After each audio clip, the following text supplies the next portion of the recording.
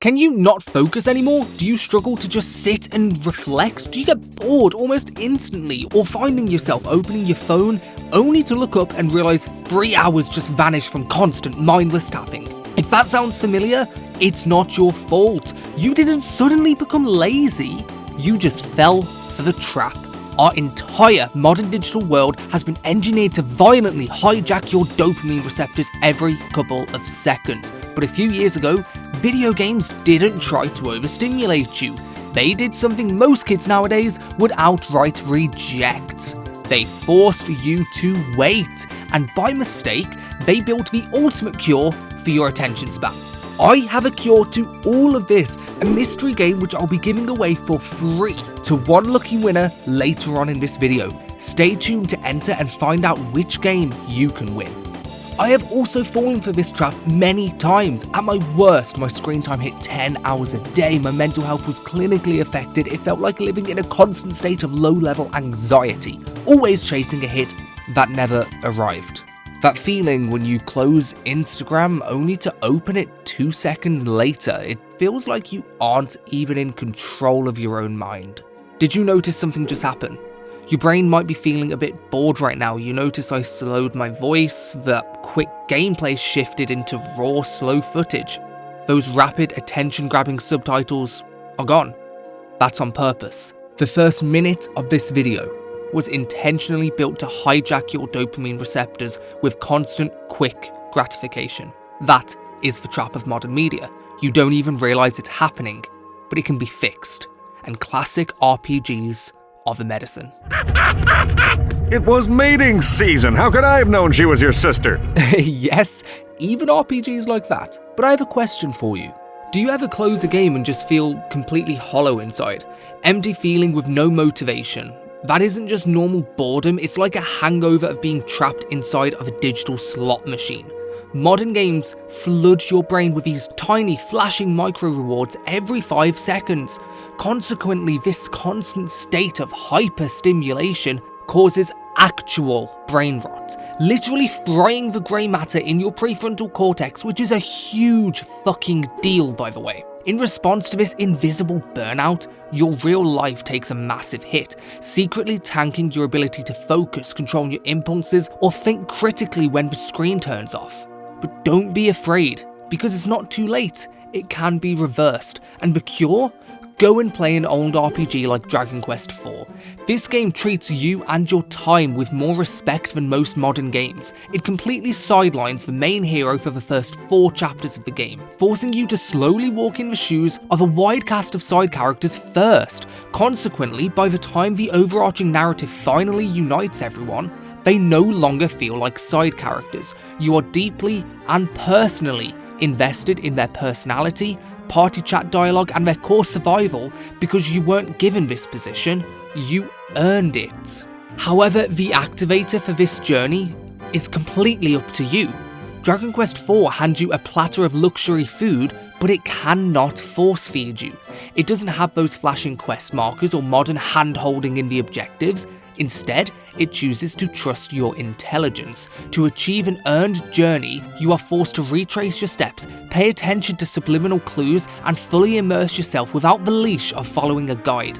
In response to this mental friction, you quickly realize it's impossible to digest everything on your first try. I implore you, try not to rely on guides to experience these old iconic RPGs. In Dragon Quest IV, there is a specific moment where a sharp eye and critical thinking is narratively required. The only clue on finding your next objective is entirely dictated by paying attention to NPC speech patterns and regional dialects. Matching one man's voice to his hometown you visited hours earlier naturally reinforces a strong sense of satisfaction. Ultimately, as you take your time to actively digest your surroundings, that instant gratification addiction wears off, leaving you to subconsciously realize that thinking is the most rewarding experience a game can give you. Eventually, you'll be doing this naturally in your own real life. Think of it this way, modern games treat your brain like a casino, while old school RPGs treat your brain more like a Zen garden. You are required to invest your patience into the core soil of the experience before you can ever harvest a truly satisfying reward. So the next time you boot up an old game, stop skimming through the text, actively force yourself to slow down and take it in. Think about what is motivating these people or their intentions. Consequently, you'll realise that giving your mind the space to process information is the exclusive foundation of deep immersion.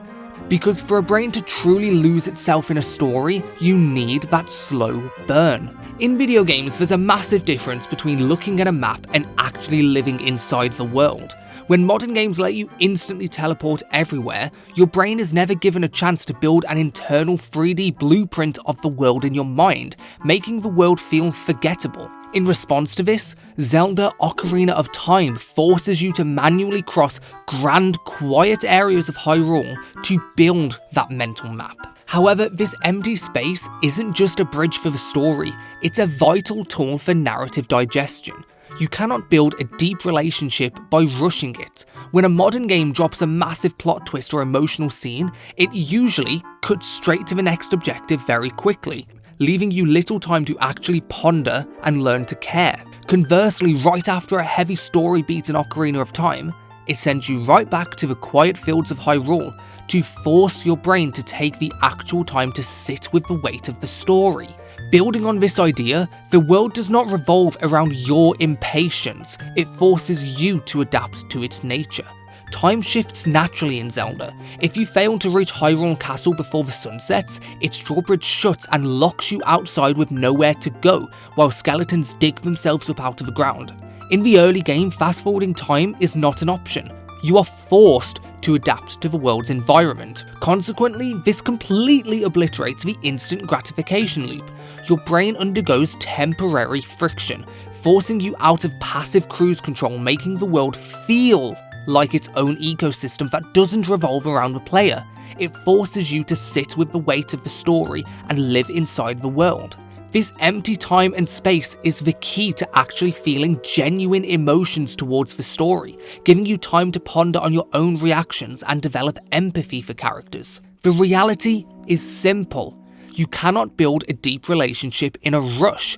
Older games didn't hurry the journey, instead they gave you a world where you are forced to live inside the quiet moments with these characters, which is exactly why these stories stuck with fans for decades. Consequently, this proves that empty space is not something that should be replaced in modern games, it is a vital feature to the core experience of the player. Because when a game gives you space and time to slow down and face a little intentional boredom, it unlocks something I consider a superpower that's hidden inside your brain.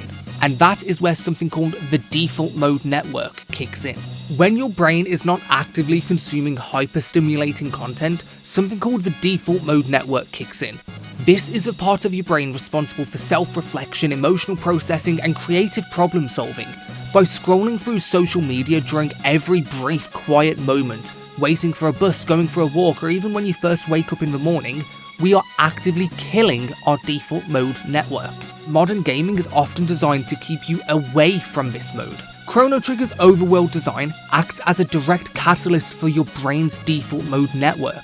Instead of throwing random jarring battles at you every 5 seconds, you can actually see the enemies to keep your mind completely chill and predictable. Consequently, your brain easily switches off its hyper-focused survival mode, letting you slip into a low-stimulated, meditative headspace while you're wandering the map. The low cognitive load of the gameplay loop perfectly mirrors the story's themes of time travel and consequence, which aligns the game's mechanics directly with your brain the way it was designed to do. By exploring the map across different eras, you constantly watch how tiny past actions reshape the future worlds. Very similar to Dragon Quest VII. This loop triggers the default mode network's favourite jobs, which are recalling the past and imagining the future, which can transform natural daydreaming into a narrative tool for processing the story in your own subjective and personal way.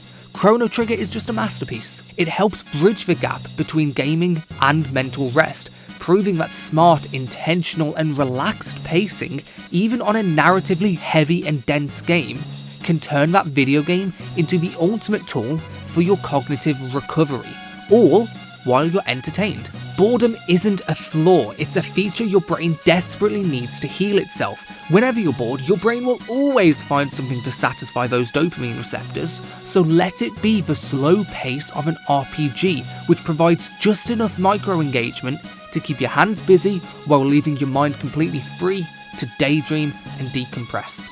If you want to get your foot in the door but don't quite want to go all in on an old 90s RPG, I'm here to sort you out. I'm giving away Dragon Quest Monsters free, The Dark Prince, to one of you lucky guys. If you've enjoyed, make sure you subscribe and drop a like below. To enter the giveaway, just leave a comment. What RPG have you played that genuinely changed you? And what is so special about that game? I'll be announcing the winner on stream in 7 days to give everyone a fair chance. Ultimately, the most important message I can leave you with is this. Games aren't here to just pass the time, they actively shape who we are. The intentional pacing and cognitive deceleration of these games help attach you closer to the narratives. With that emotional investment, you are more likely to be influenced by the lessons hidden within its themes and become better people from it. Video games have changed my life this way. Games teach us how to make tough moral decisions, it teaches us the beauty of failing and trying again, and shows us real change happening in front of our eyes. In response, revealing deeper emotions of empathy, pride, and hope. So, next time you play a new game, remember the lessons you learned here. Not only will you form a deeper appreciation, you'll train your brain into a calmer, healthier state of mind. If you've watched this video, thank you so much. Drop a like and sub if you enjoyed or if you learned something. I've got a lot of videos covering the thematic thesis of many of these characters and stories from these incredible RPGs. Consider checking some of them out. I think you'll enjoy them.